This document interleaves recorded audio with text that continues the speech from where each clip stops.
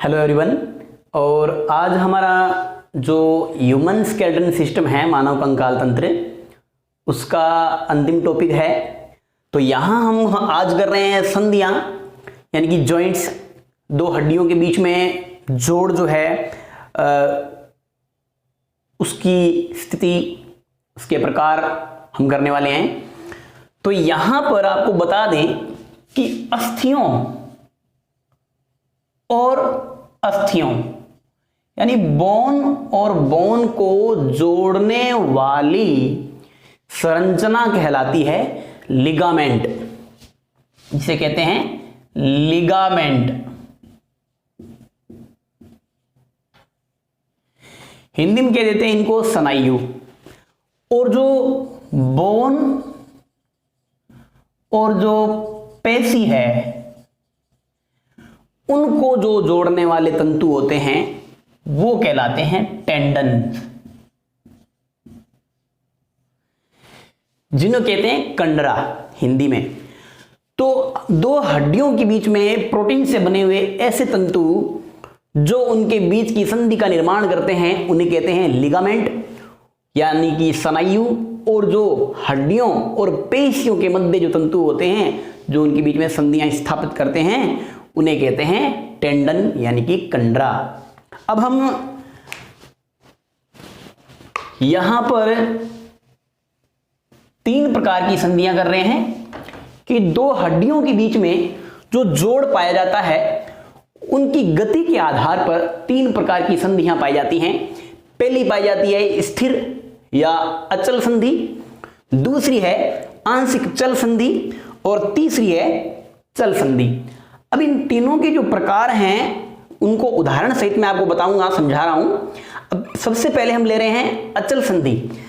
अचल संधि का मतलब है कि दो हड्डियों या अस्थियों के बीच में ऐसी संधि जिसमें कोई गति संभव नहीं हो, उसे कहते हैं अचल संधि।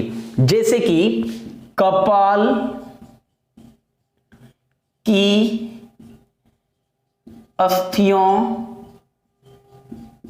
के मध्य संधि। जब हमने कपाल की अस्थियां की थी, आपको याद होगा 8 अस्थियां थी कपाल की।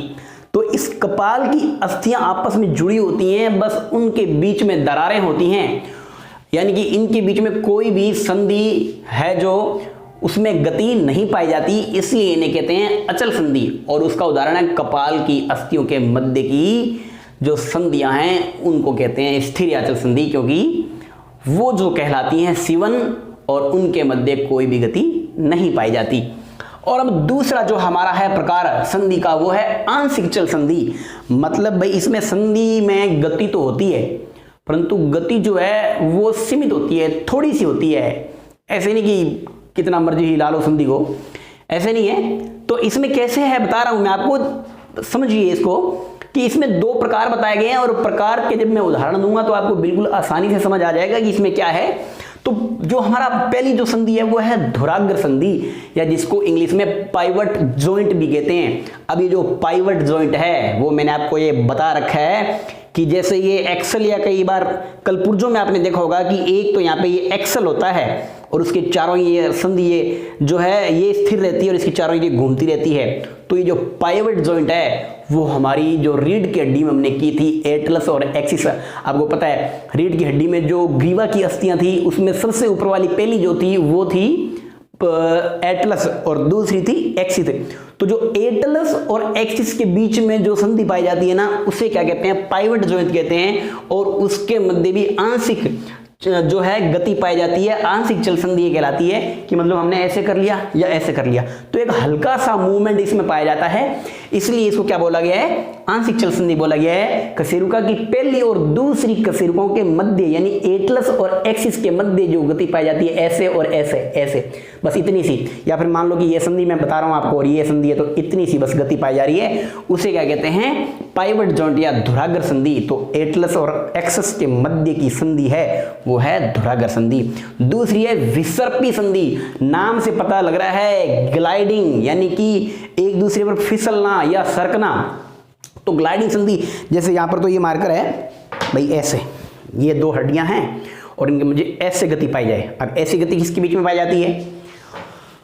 मणिबंध की, या जो हमने पढ़ी थी यहां पर कार्पल, मैं ऐसे घुमा रहा था। अब ये तो अलग कारण से हिल रहा है, मैं आगे बताऊंगा आपको। जो मणिबंध की मैंने आपको 8 अस्थियां बताई थी, जो प्रत्येक वो मणि के समान, वो मोती के समान जो अस्थियां थी, उनके आपस में, यानी कि जो मणिबंध की अस्थियां हैं उनका आपस में किस प्रकार की है ये ग्लाइडिंग, यानी विसर्पी। वो जैसे कि मान लो, ये तो मैं ज्यादा बता रहा हूं बड़ा करके इसको, कि जैसे ये दो अस्थियां हैं उस पर इस तरह से फिसलन होगी, यानी कि कलाई को आप इस तरह से दबाओगे तो महसूस होगा कि ये एक दूसरे पर हल्की सी फिसल रही हैं, परंतु ये गति के टाइम भी फिसलती हैं, तो इसे कहते हैं विसर्पी संधि। जैसे मैंने आपको चित्र में बता रखा है, मान लो कि दो प्लेट हों और प्लेटों के मध्य घर्षण या स्नेक या ग्रीस या कोई भी लुब्रिकेंट हो, और उसके मध्य जो गति होती है वो होती है ग्लाइडिंग या विसर्पी गति, और इसी प्रकार इन संधि को हम कहते हैं आंशिक चल संधि। मैं आपको यहां पर उदाहरण ले देता हूं। दुरागर संधि का उदाहरण है एटलस और एक्सिस के मध्य।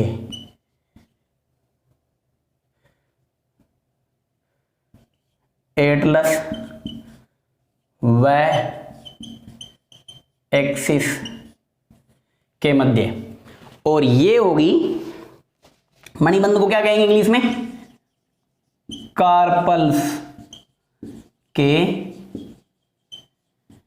मध्य। कार्पल के मध्य की जो संधि है वो कैसी है? आंशिक चल संधि में ग्लाइडिंग जॉइंट है वो। जो तीसरी है वो है चल संधि, और इनमें फ्री गति पाई जाती है, यानी इन तीनों संधियों में से इसमें सबसे अधिक गति पाई जाती है, बिल्कुल फ्री मूवमेंट, आप कितनी भी इसमें गति करवा सकते हो। ऐसी गति होने के कारण हम इन्हें चल संधि कहते हैं या साइनोवियल जॉइंट कहते हैं। अब साइनोवियल जॉइंट क्यों कहते हैं? क्योंकि मैंने आपको बताया था ऊपर यहां पर सबसे पहले लेक्चर में कि बोन, सबसे पहले मैंने आपको बताया कि भाई बोन और बोन के मध्य विशेष तंतु प्रोटीन के बने हुए होते हैं, उन्हें कहते हैं हम लिगामेंट। और लिगामेंट जो है, यानी कि जैसे कि भाई दो अस्थियां हैं तो इनके मध्य कोई बिल्कुल ये टच नहीं होती, कभी भी थोड़ी दूर होती है, और दूर होती है तो बीच में एक गैप आ जाइए, और इनके बीच में होते तंतु। अब तंतु तो हो गए, इसको अलग नहीं करने के लिए, जोड़े रखने के लिए हो गए, और जो ये बीच में जो स्पेस बचा है इसके अंदर विशेष प्रकार का द्रव पाया जाता है, प्रोटीन और पोषक पदार्थों युक्त, उसे कहते हैं साइनोवियल द्रव। साइनोवियल द्रव बोलते हैं, और इस साइनोवियल द्रव पाए जाने के कारण ही इन्हें कहते हैं साइनोवियल संधियां। क्या कहते हैं? साइनोवियल संधियां कहते हैं। साइनोवियल द्रव पाए जाने के कारण साइनोवियल संधियां कहते हैं। भाई इसके बारे में जान लेते हैं कि क्या है, कौन कौन सी हैं, थोड़ी सी आपको समझने की जरूरत है। वैसे मैंने वो चित्र बना दिए तो बड़ा है, आपको ये आसानी से समझ आ जाएगा। सबसे पहले बॉल एंड सॉकेट जॉइंट, गजब की संधि है ये। बॉल का मतलब होता है, बॉल का मतलब बॉल यानी कि लट्टू जैसी कोई संरचना, और सॉकेट का मतलब जो इसको संभाले, यानी कि इस प्रकार वो दिख रहा होगा। तो इसमें क्या होता है कि एक बॉल होती है और दूसरा सॉकेट होता है, और सॉकेट में ये कहीं भी गति करेगी इस तरह से, इस तरह से। जैसे मैंने आपको बताया था पेक्टोरल गर्डल और ह्यूमरस के बीच की संधि बताई थी। मैंने बताया था आपको कि ह्यूमरस का जो ऊपर वाला हेड है वो पेक्टोरल गर्डल के ग्लेनोइड केविटी के अंदर धंसा होता है। तो ये देखो गति ऐसे भी हो रही है, इसमें गति ऐसे भी हो रही है। हम जितना मर्जी कंधे को घुमाएं तो ये जो गति है ये बिल्कुल चल संधि की गति है, और इसीलिए इसको बॉल एंड सॉकेट जॉइंट कहते हैं। यहाँ पे बॉल है वो ह्यूमरस का हेड है, और जो सॉकेट है वो पेक्टोरल गर्डल की ग्लेनोइड केविटी होती है। और अब जो है दूसरी है वो है एलिप्सोइडल संधि।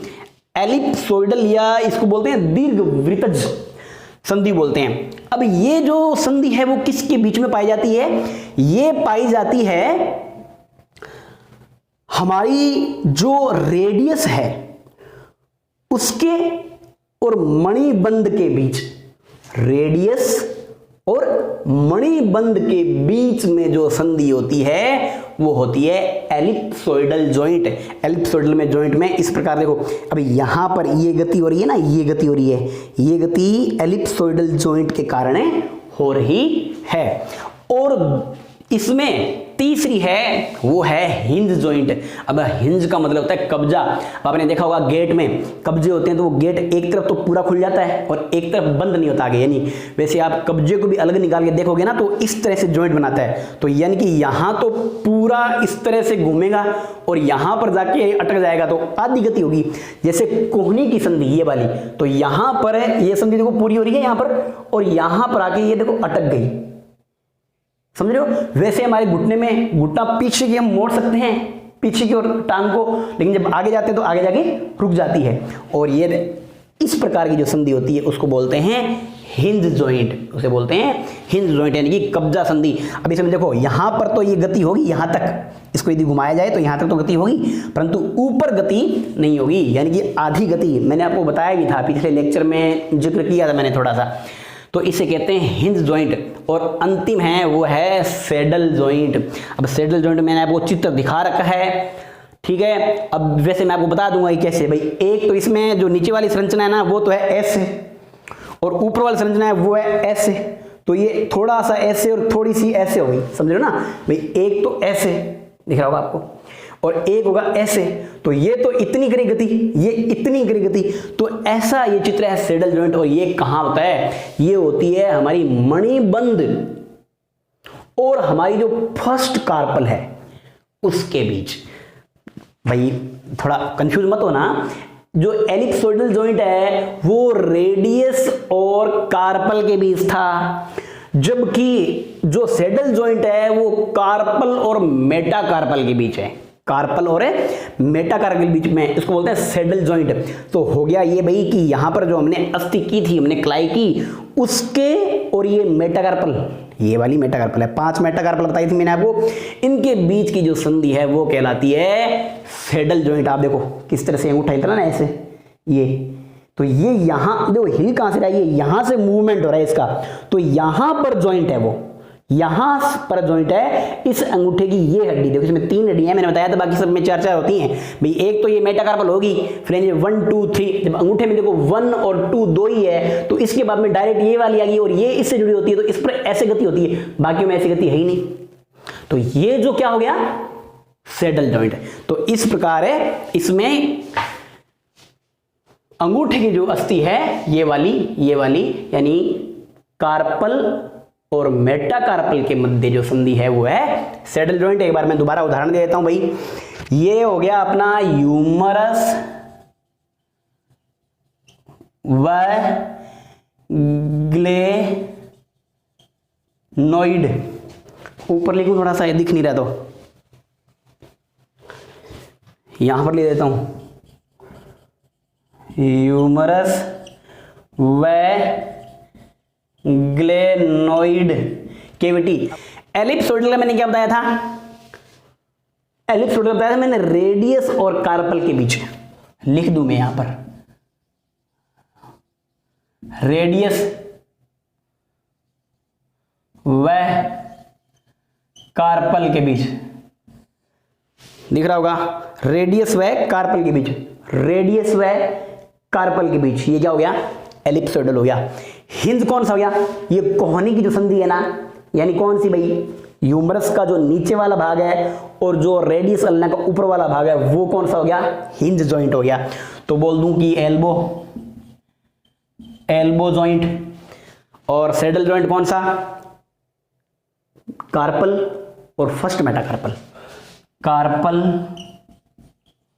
व फर्स्ट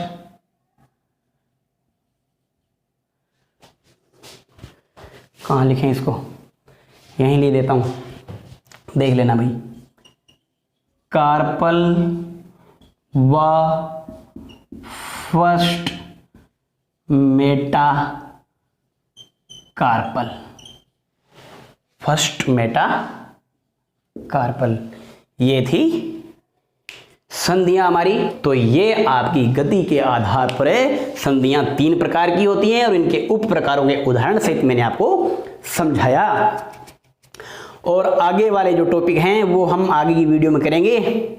और यहां पर जो हमारा ह्यूमन स्केलेटन सिस्टम है वो पूरा होता है।